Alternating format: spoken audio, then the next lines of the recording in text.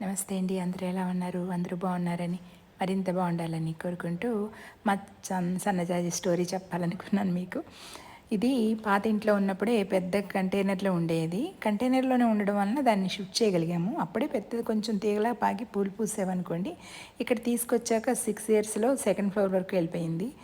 ఎన్ని పూలు పూసేదోనండి.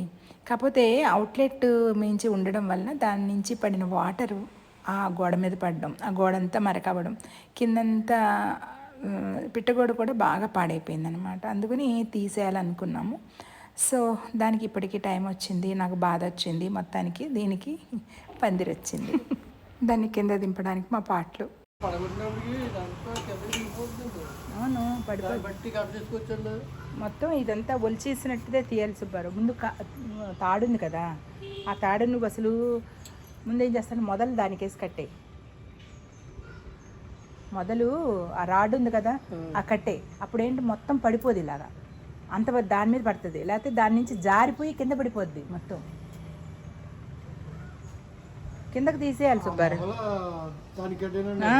కట్టాలి. దానికి కట్టేసి దాని మీద పడిపోయింది, మనకి ఎంత ఉంచాలి ఉంచి కట్ చేసేసుకో, ఈజీ అయిపోద్ది అప్పుడు నీకు.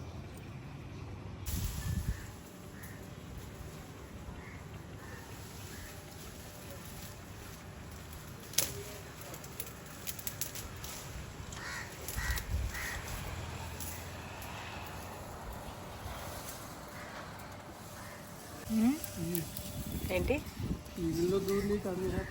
కట్ చేసేయి, ఇక్కడ ఏం అక్కర్లేదు సుబ్బారావు, మనకి అది అవ్వదు. ఇంకా మొత్తం పైన ఇప్పుడు ఇంతవరకు కూడా కట్ చేసేయచ్చు, నువ్వు కింద దింపక్కర్లా, ఎక్కడ కట్ చేసేసేయచ్చు.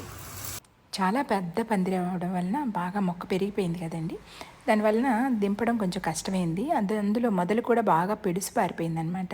ఇవన్నీ వంకర టింకర్లు తెగిరిపోయి అస్తవ్యస్తంగా ఉన్నాయి. దీని పక్కన ఒక పెద్ద మొక్క ఉండేది, దానివలన ఇది ఎలా పెరిగింది అనేది మాకు తెలియలేదు.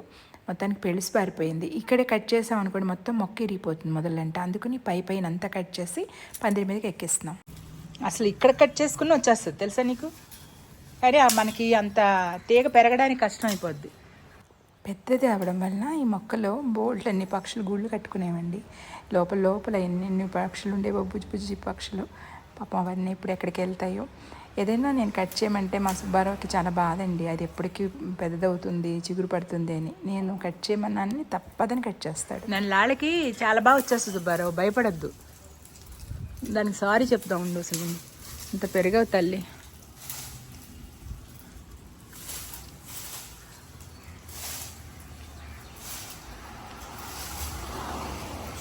ఎన్ని పూలు ఇచ్చిందో నిజంగా కృష్ణుడికి, ఎన్ని మాలలో దేవుడికి ఎన్నిసార్లు పెట్టుకున్నాము.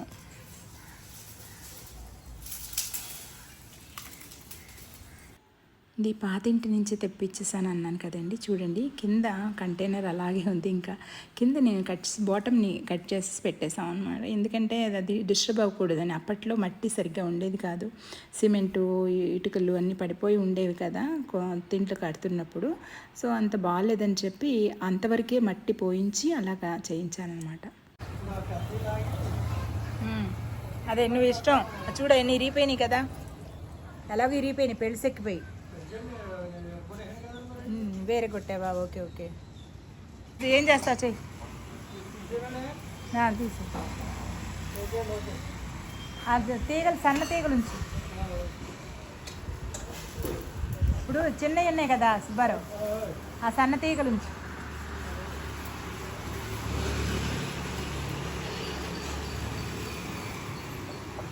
ఏంటి ఎంత? అబ్బో బాగా మూడైపోయింది. ఇప్పుడు దాన్ని అల్లేసాయి. సో ఎలా చెప్పాను,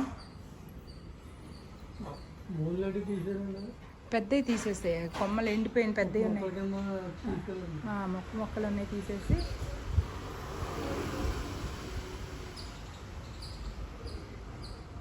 ఎన్నాళ్ళ మొక్క సుబ్బారావు. మనకు బోల్డ్ ఇంకా మళ్ళీ ఆకులు వస్తాయి కదా, ఆకులు వస్తాయి, చెత్త వస్తాయి. ఏం చేయాలి ఇప్పుడు నీవు దీన్ని?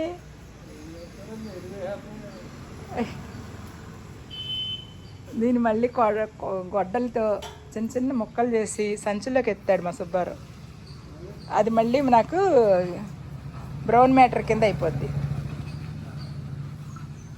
అంతేనా?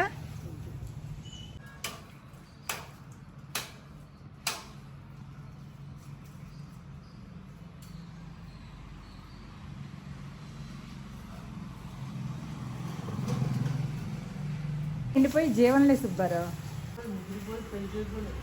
ముసలైపోయినాయి సుబ్బారావు. ముసలైపోయిన వల్ల ఒక ముడతలు పడిపోయినాయి చూసావా, నేవలక్కం పోయింది పాప.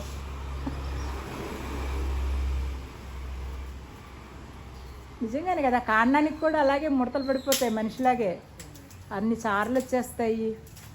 తీగ కూడా చిన్నగా ఉన్నప్పుడు నవనవలాడుతూ చిన్నపిల్లల్లాగా. అవును మరి, ఇదిగో చూడు ఎలా ముడతలు పడిపోయి. దాని పెళ్ళిసెక్కిపోవడం తప్ప జీవం ఉండదు ఎక్కువ. కానీ ఔషధ గుణాలు చాలా ఉంటాయి అలా ముదిరిపోయిన కొమ్మలకి. వాటిని బెరడ్ల కింద వాడతారు. అలాగే పెద్దోడి మాట కూడా, ముసలోడి మాటలు కూడా మనం వినాలి. అలాగే ఏముంది